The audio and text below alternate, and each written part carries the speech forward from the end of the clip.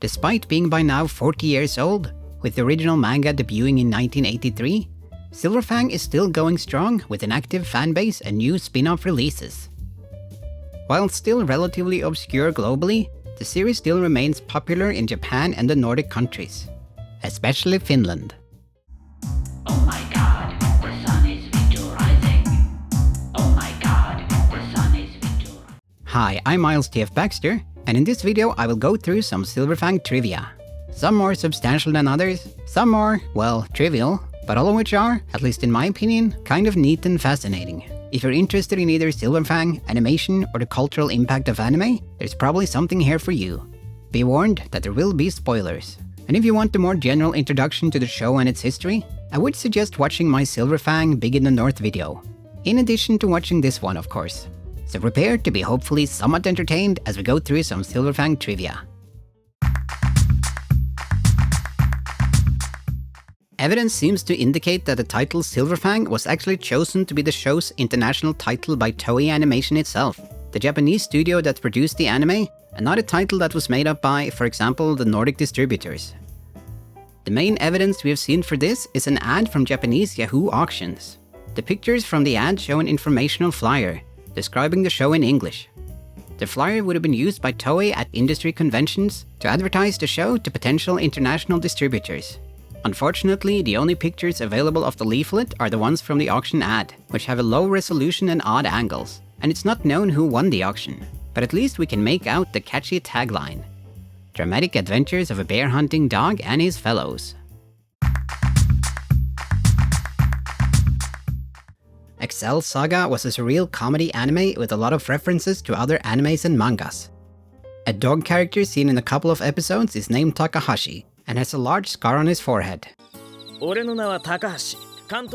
With Silver Fang being authored by Yoshihiro Takahashi, and its main character being a dog with large scars on his forehead, this seems to be a pretty clear reference.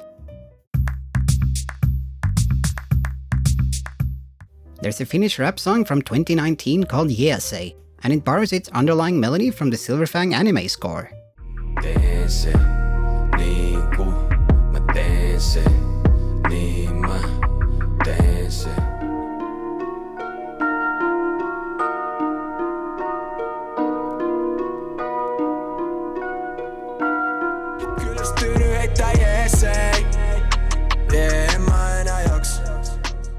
The tune is a collaboration between 3 different rappers and was commercially released by KPC Records.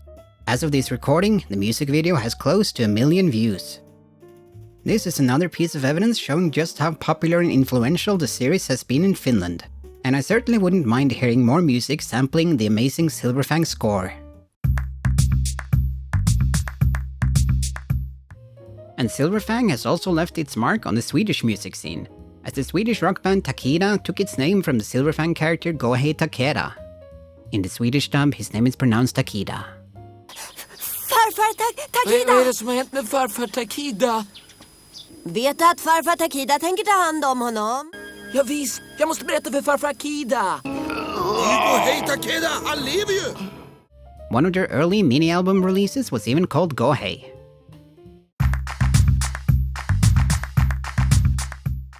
In an interview on the Danish pop culture nerd show Troldspejlet, which translates to Troll Mirror, animation director and writer Amalie Nesby Fick is asked if there are any specific animated films that have meant anything to her. And she mentions Silver Fang, which she liked to such an extent that she would pretend to be the characters afterwards. Kan du nævne nogle film, som har betydet noget for dig som tegnefilm? Altså det, der betød rigtig meget for mig som barn, det var noget med, om jeg blev suget så meget ind i det, at jeg legede det bagefter. Og det gjorde jeg enormt meget med Silver Fang. Jeg elskede bare jeg elskede at lege de der hunde. Altså der var også et eller andet med, at hundene var karaktererne, som man følte med og for i den her serie. Og sådan, jeg elskede at tegne dem, jeg elskede at være dem, jeg elskede at have figurer med dem. As we all know, in the anime, Gin and his father Ricky finally defeat Akakabuto thanks to the Fang sort of serious technique, known mostly as Batuga among fans, which admittedly comes out of nowhere. In the manga, Ricky's dying wish is for Gin to never use the technique again, as it may lead to the devils with evil fangs tracking him down. Which is kinda what happens. and Gin must deal with a pack of magical tornado-riding wolves in what's known as the Wolf Arc. It lasts for the final 5 volumes of the Silver Fang manga, and it was not included in the anime. Personally, I think it was the right choice, as things get kinda crazy and very shonen.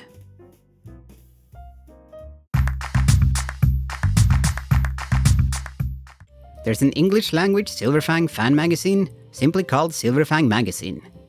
It started its publication in 2020, with a new issue published every 6 months. It's available to read and download for free online, or you can order physical copies through Blurb. Issues can feature original artwork, short stories, reviews, interviews, puzzles, coloring pages, and more.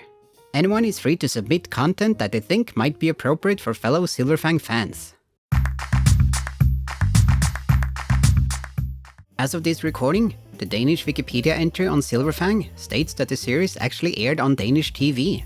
It states matter-of-factly, Silver Fang was shown for the first time, presumably, on TV2 in 1989, but in a censored version so it was more kid-friendly. But the claim has no citations, and people are free to edit Wikipedia as they please. This led me to make a thread on the Gingaboard forum, asking explicitly whether or not this was true. No one could confirm that it had ever aired, and they added that there had been persistent rumors of the series airing in other Nordic countries as well. A user on the Gingaboard forum previously worked as a journalist in Sweden. In relation to doing a piece on Silver Fang, he had actually done research into whether it had aired on Swedish TV, contacting the various television networks. None of them had any records of ever having aired the series, so he concluded the persistent rumor that Silver Fang was aired on TV in Sweden is most definitely false. And that seems to be the general consensus in the online Silver Fang community. There's been no actual evidence of the series ever having aired on TV in any of the Nordic countries, and people making such claims are likely just misremembering.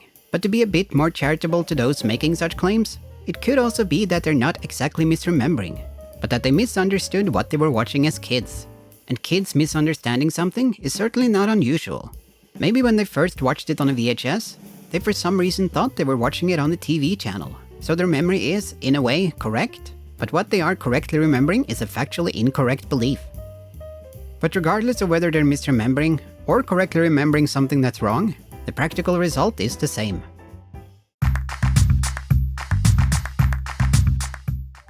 Gingahörnan, which translates to Ginga Corner, has been a recurring event at the Swedish anime convention Närcon.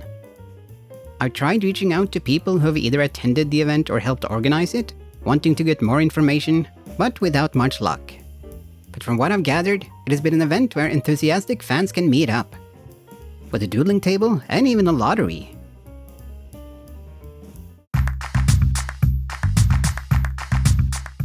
Something I started noticing when editing my first video on Silver Fang is that whenever it changes from one shot to another, which means whenever they change the background, at the first and last frame you can see some visual artifacts.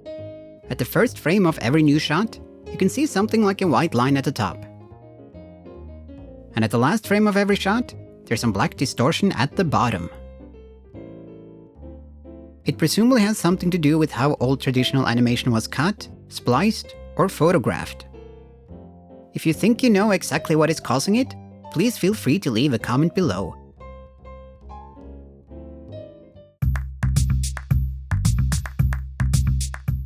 One thing I started noticing when looking at Silver Fang fan art is that some artists draw Gin with a striped pattern in his fur, and some draw him without.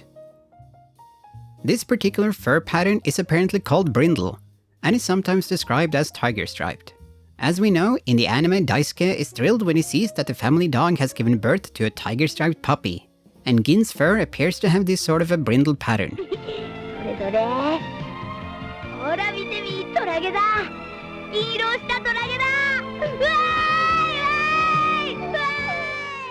But once Gin ages up, his stripes are nowhere to be seen. I initially thought it could be similar to lions and deer, which both have spots in their fur when they're young that mostly disappear as they grow older. But apparently canine brindle pattern fur isn't something that will disappear, but will stick with dogs into adulthood. So perhaps the stripes were simply removed to make the character easier to draw, the animators realizing how much extra work it is to animate a protagonist that has this kind of fur pattern. In the original manga, you can definitely see what appears to be a brindle pattern on a young puppy Gin. As in the anime, Daisuke does explicitly address the stripes, even using the word brindle in the English translation from Manga Planet.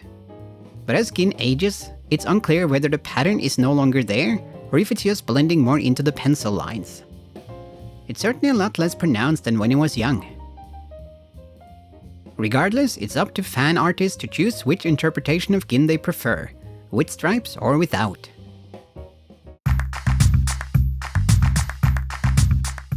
The Finnish name for Silver Fang is, as we all know, Hopeanuoli, which means silver arrow, but it's also the Finnish name for the Belgian cowboy comic Zilverpijl, which is Flemish for silver arrow, so we have two different properties sharing the same Finnish name.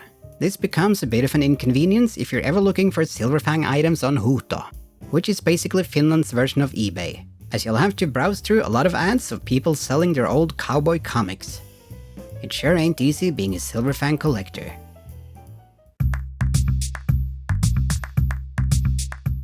The Japanese logo for Silver Fang, both the anime and manga, usually looks like this. For obvious reasons, that logo doesn't quite work outside of Japan. In the Nordic countries, there's never been a real logo consensus for Silver Fang. No single logo design that was agreed on by the different distributors. But the closest we ever got to some sort of universal logo was this design, which has been used and reused on a number of Nordic Silver Fang releases, including the Finnish translated manga. Gunnar Ernblad was one of the most prominent voice actors in Sweden. He did several voices for the Swedish Silver Fang dub, like Ricky and Ben, and was also in charge of translating the script to Swedish. In an interview with Gunnar published in the first issue of Silver Fang magazine, we learned why the original Nordic version ended up being less violent and more censored. It was apparently due to one of the Swedish voice actors. After having dubbed the first 2 volumes, the voice actor was not comfortable with all the violence. So they were considering leaving the production, not returning to work on the next 2 volumes. Gunnar explicitly states that this is why the ending is fairly abrupt in the dubbed version, and calls it a fake ending. Apparently the entire team was pretty surprised by the violence, as they had simply been told that it was just a cute little story about dogs. Then the Swedish cut was sent off to be dubbed to Danish, Norwegian and Finnish. So if it hadn't been for this incident, we might have gotten an overall less censored version and a less butchered ending. I will add that according to the interview, this incident seems to have happened after the first 2 volumes were already dubbed and completed.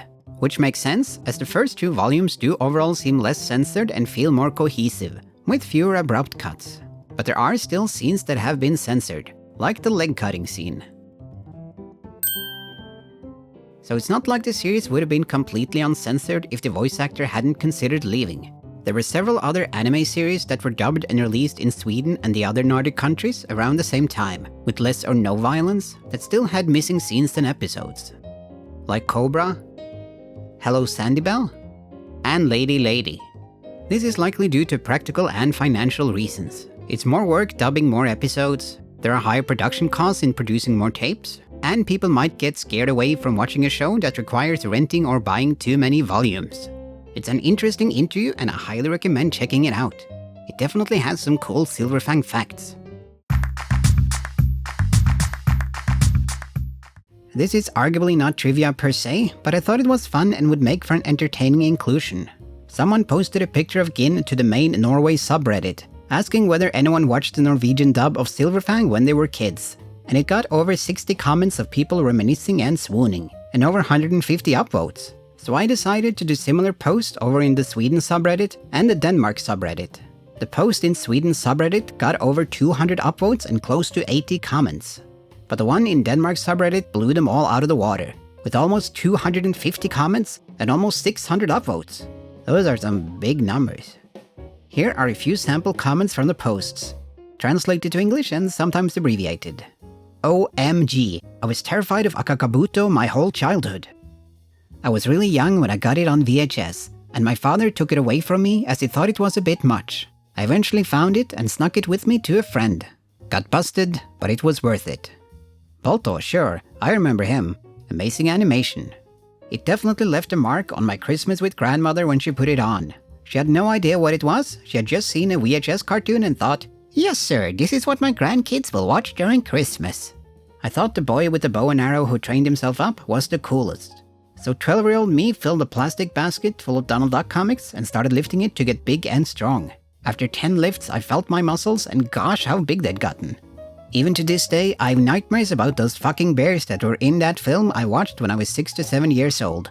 I'm now 36. I feel my PTSD returning at full power. I remember running for our lives when going home through the woods, in case that scary bear would show up. 10 out of 10 series. If you want to check out more of the comments yourself, you will find the links in the description below. Are there any interesting Silver Fang facts I missed? Any trivia you think should have been included? Feel free to leave your comments below. There are a few things that I did deliberately leave out, simply because the video project was starting to get too big and I wanted to move on with my life. So I might make a follow-up sometime in the future. As always, liking and subscribing is greatly appreciated, and there's also a Patreon if you want to show your support and get a few sporadic bonuses. I'm also streaming weekly over on Twitch these days, if you feel like dropping by over on that platform. It's the best cheese in the whole world. It's the best cheese in the whole world. It's the best cheese in the whole world. It's the best. Thank you so much for watching, and I hope you stay safe from Akakabuto.